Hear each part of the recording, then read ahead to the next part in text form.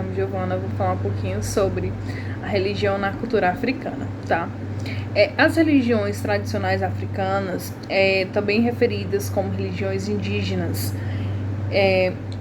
englobam manifestações culturais, religiosas e espirituais originais do continente africano e que continuam sendo praticadas nesse continente nos dias atuais. Né? Há uma multiplicidade de religiões dentro desta categoria. Religiões tradicionais africanas, onde envolvem ensinamentos, práticas e rituais, e buscam visar e compreender o divino. Mesmo dentro de uma mesma comunidade, no entanto, podem haver pequenas diferenças quanto à percepção do sobrenatural. São religiões que não foram significativamente alteradas pelas religiões adotadas mais recentemente, como o cristianismo, budismo, judaísmo, islamismo, dentre outras. Estima-se que essas religiões elas sejam seguidas atualmente por aproximadamente 100 milhões de pessoas em todo o território africano. Os africanos, eles quase sempre reconhecem a existência de um Deus supremo, ou demiurgo, que criou o universo. Tá? Muitas histórias tradicionais africanas, elas falam que Deus ou seu filho uma vez viveu entre os homens, mas que todos os homens fizeram algo que ofendeu a Deus. O divino retirou-se para o céu.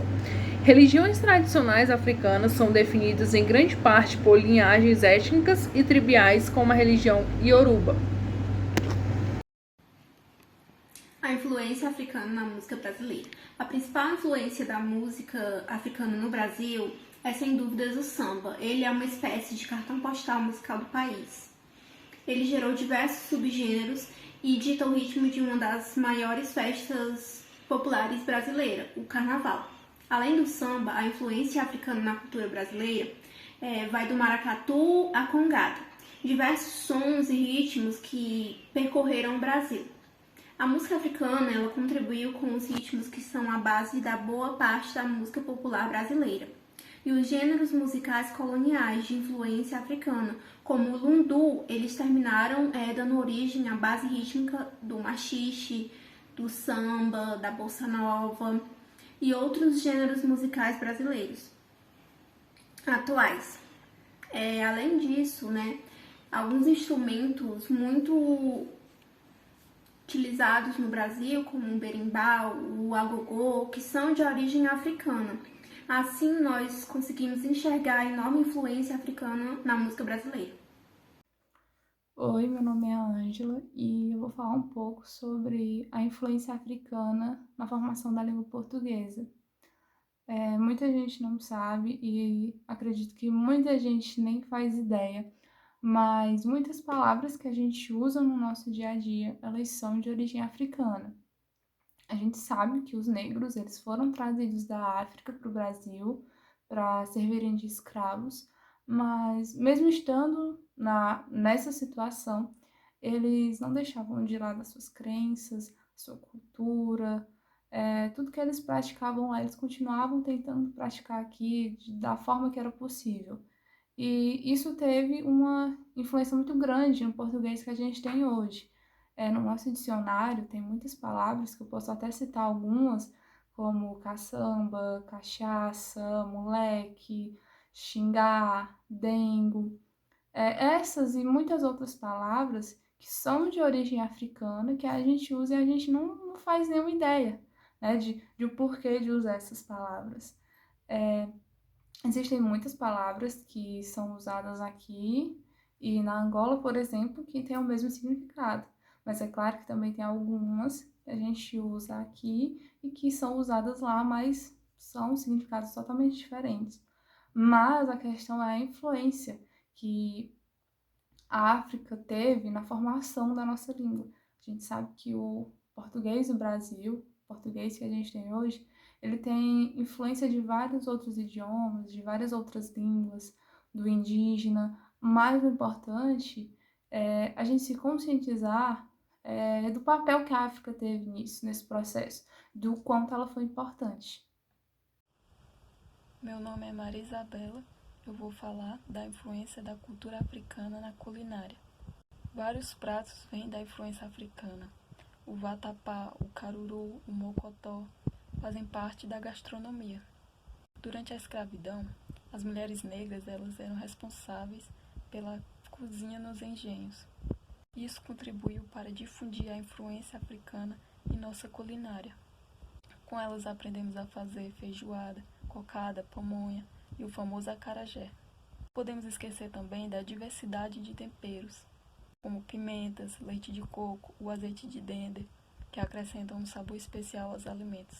Uma grande variedade de temperos e misturas e combinações, sabores e consistências. O quiabo, cuscuz marroquino, o pão, a mandioca, são tradições em vários lugares da África.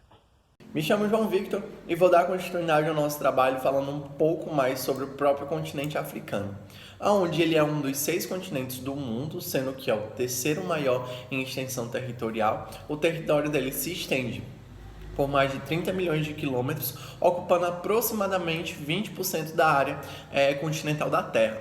No continente vive mais de 1 bilhão de habitantes, dando a ele o título do segundo mais populoso continente diante dos demais. Também é importante dizer que a África ela é conhecida pela pluralidade étnica e cultural, e por meio de uma história milenar é capaz de contar histórias de toda a humanidade. Apesar de sua enorme riqueza, muitos países africanos apresentam baixo índice de desenvolvimento, com diversos problemas sociais, como miséria, baixa qualidade de vida, subnutrição e analfabetismo. Os países africanos dividem-se em principais regiões, o norte da África e a África subsaariana. E também se divide em África Central, África Meridional, África Setentrional, África Ocidental e África Oriental. É importante falar que, além de todo esse pluralismo, existem várias tribos. A África é dividida nessa cultura africana. E aí surge uma curiosidade. A África é um país? Não. A África não é um país, e sim um continente. Essa pergunta, apesar de parecer óbvia, implica uma questão bastante comum entre as maiorias das pessoas. Referir-se ao território africano como homogêneo, e ele não é. Ele simplesmente tem sua divisão, e ele tem aí essa divisão em relação à África Ocidental, à África Setentrional, como eu já havia falado. Cada uma delas carregando cheia de cultura que trazem também muita diversidade para esse continente enorme. A África é o berço da humanidade, e isso tem datas porque foi possivelmente o primeiro continente a ser habitado por humanos. Neles foram encontrados diversos fósseis que comprovavam essa teoria e também falavam muito mais sobre o estudo da evolução humana.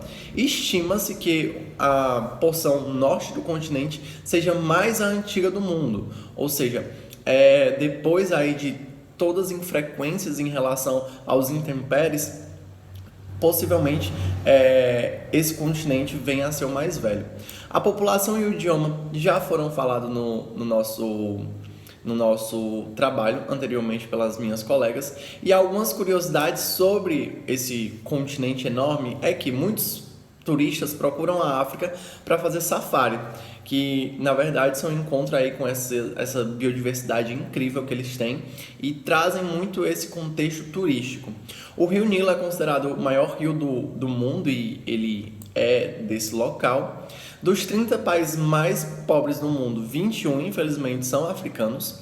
Angola e África do Sul são os países com o maior produto interno bruto da África, e o Saara é o maior deserto do mundo e se localiza nesse nosso continente conhecido como África.